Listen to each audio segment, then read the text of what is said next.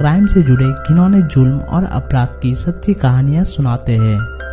दोस्तों, आज की जो कहानी है वो थोड़ी अजीब और थोड़ी शर्मनाक है, जिसको सुनने के बाद आपको भी लगेगा जो ईमानदारी धीरे धीरे इस समाज से एकदम खत्म होता जा रहा है। खासकर हर एक सरकारी दफ्तर में, जहां पर जरूरी दस्तावेज वगैरह बनाए जाते हैं, क्योंकि वहीं पर भ्रष्टाचारों का भरमार होता है। तो आज की कहानी कुछ भ्रष्टाचारों को लेकर ही है, जिनके किए पर कुदरत की तरफ से उनको ऐसी सजा दी जाती है जिसके बारे में सोचने से भी इंसान का रूह कांप जाए। तो चलिए आज की कहानी शुरू करते हैं।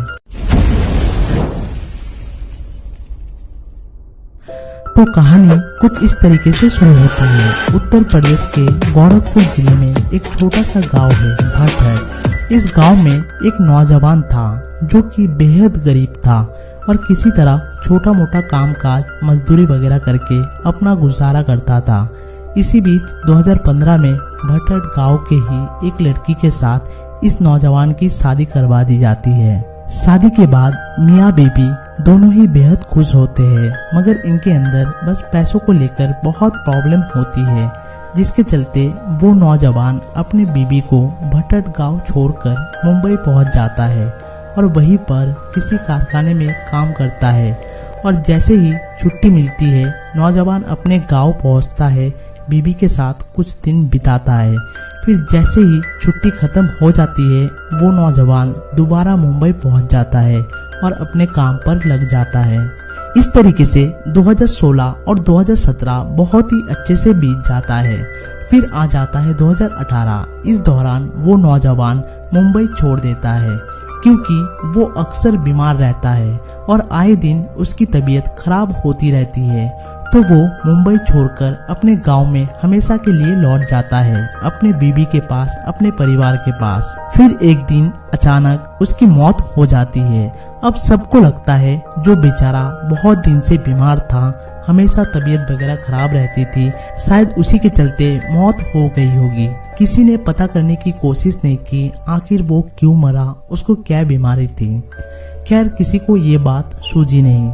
तो उसके मौत के बाद उसकी बीबी बेहद लाचार हो जाती है, क्योंकि एक तो वो बेहद गरीब होते हैं और साथ ही में वो जब अपने मायके जाती है अपने माँ बाप से कुछ मदद के आशा में, तो वहाँ से भी उसके माँ बाप उसको भगा देते हैं, अपने बेटी को अपने पास रखने से मना कर देते हैं। तब उस बेचारी का उम्र भी ज्यादा नहीं होती है, तो वो लाचार होकर अपने पति के ही घर में आकर रहने लगती है और उसको लगता है कुछ तो करना पड़ेगा अपना गुजारा करने के लिए। फिर उसको कुछ जानकारों से, लोगों से कुछ सरकारी योजना के बारे में पता चलता है, जिसमें से एक मनरेगा स्कीम है, जिसमें दिहाड़ी मजदूर काम करते हैं, जिसके बदले पर डे 230 रुपए मिलते हैं। और एक है विधवा पेंशन योजना, जिसके तहत 18 से 60 साल के विधवा महिलाओं को 500 रुपए हर महीने दिए जाते हैं सरकार की तरफ से।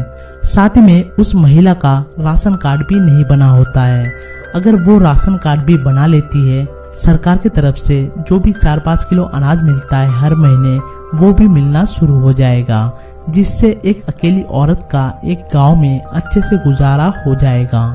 तो वो सबसे पहले राशन कार्ड बनाने के बारे में सोचती है, क्योंकि मनरेगा योजना, विधवा पेंशन योजना, इन सब से जुड़ने के लिए राशन कार्ड का होना बेहद जरूरी है।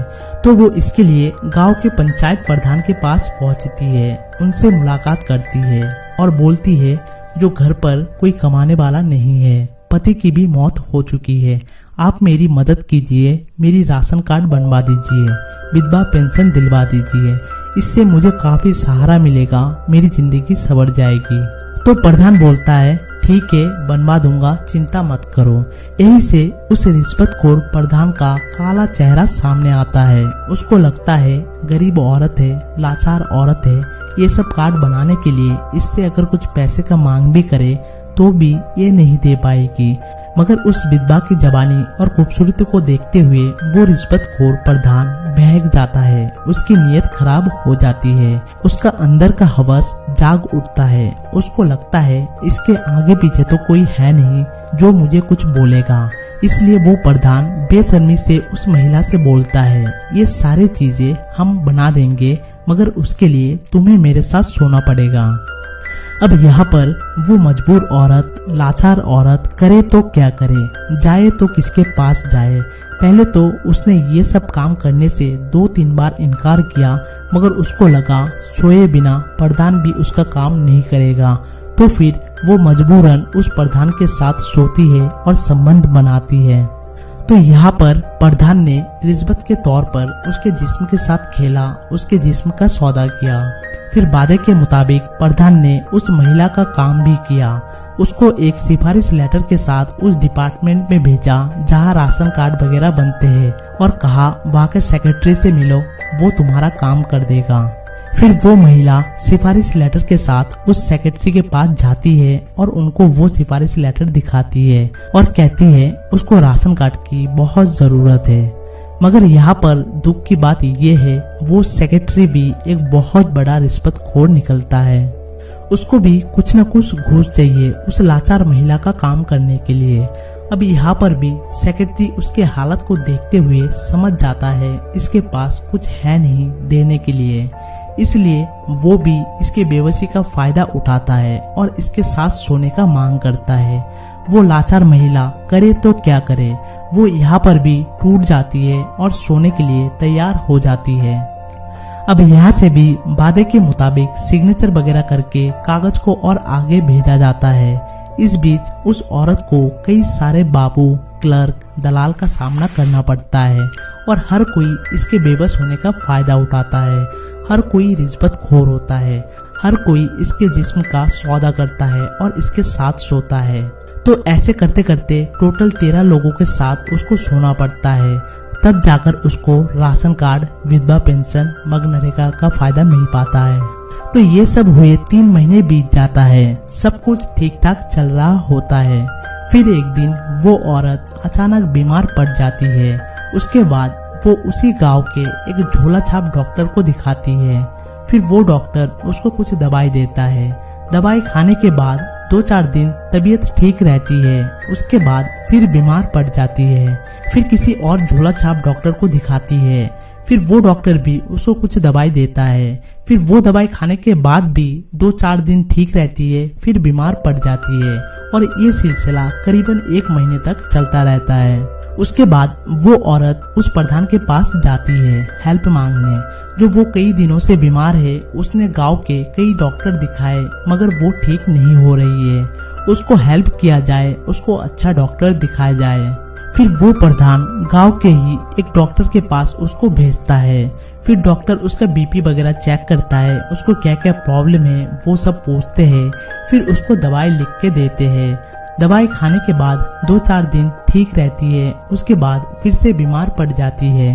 अब वो औरत दोबारा उसी डॉक्टर के पास जाती है, मगर इस बार वो डॉक्टर 3-4 ब्लड टेस्ट लिख कर देता है और बोलता है तुम अपने खून का जांच कराओ और फिर मुझे वो रिपोर्ट लाकर दिखाओ।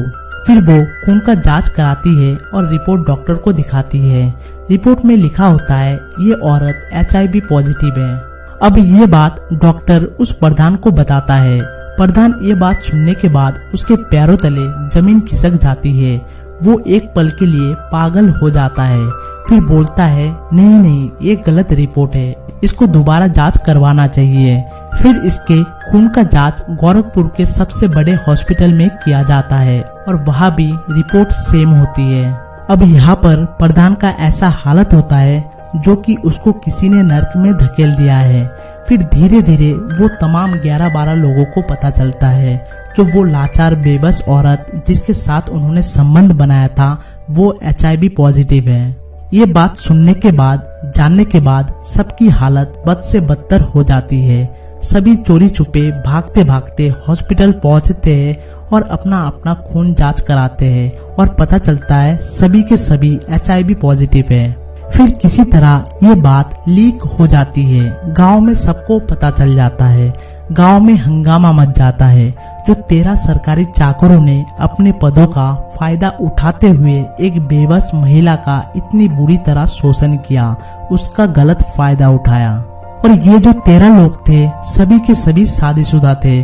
तो इन 3-4 महीनों में ये लोग अपने अपने बीवियों के साथ भी संबंध बनाया होगा और उनको भी मुफ्त में ये बीमारी दिया होगा। तो वो बेचारे बीबियां भी फालतू में इन हैवान पतियों के चक्कर में ऐसा एक बीमारी का शिकार हो गए होंगे जिसका सिर्फ एक ही इलाज है, जब तक जिंदा हो दवाई खाते रहो। अब सबका सवाल है, आखिर उस विधवा औरत को ये बीमारी कहाँ से आई होगी? तो इसका साफ और क्लियर आंसर है, ये बीमारी उसको अपने पति से आया होगा, क्योंकि उसके पति को भी ये बीमारी थी, मगर उसके पति को भी नहीं पता था जो वो HIV पॉजिटिव है। फिर धीरे धीरे 6-7 सालों में HIV से एड्स में तब्दील हो गया होगा, जिसके चलते उसके पति की मौत हो गई होगी। इस कहानी में जितने भी गुनहगार थे, रिश्वतखोर थे, उनको कुदरत ने ऐसी सजा दी जो कि शायद मौत से भी बदतर है। जब तक जिंदा रहना होगा तब तक दवाई लेते रहना होगा और एक डर की जिंदगी जीनी होगी। मगर दुख की बात यह है, कुछ बेगुनाह इसके चपेट में आ गए और उनकी भी जिंदगी खराब हो गई। और सबसे दुख की बात यह है, वो बेचारी विधवा औरत जिसने कम उम्र में अपने पति को खोया, माँ बाप ने अपने साथ रखने से इनकार कर दिया और आखिर में इस गंदे बीमारी ने इसको जकड़ लिया। तो जो भी हो, ये थी भटहट गांव की एक बेबस विधवा की कहानी, जिसके वजह से 13 लोगों को HIV एड्स हुआ। तो उम्मीद करता हूँ आपको ये कहानी अच्छे से सुना पाया होगा। आप अगर मेरे काम को अप्रिशिएट करना चाहते हैं तो एक लाइक जरूर करना और जितना हो सके इस कहानी को अपने दोस्तों के साथ शेयर करना। और भी इस प्रकार की कहानियाँ सुनने के लिए इस चैनल को सब्सक्राइब करना और बेल आइकन को भी दबाना। अब आपसे मिलेंगे नेक्स्ट वीडियो में, तब तक के लिए जय हिंद जय भारत।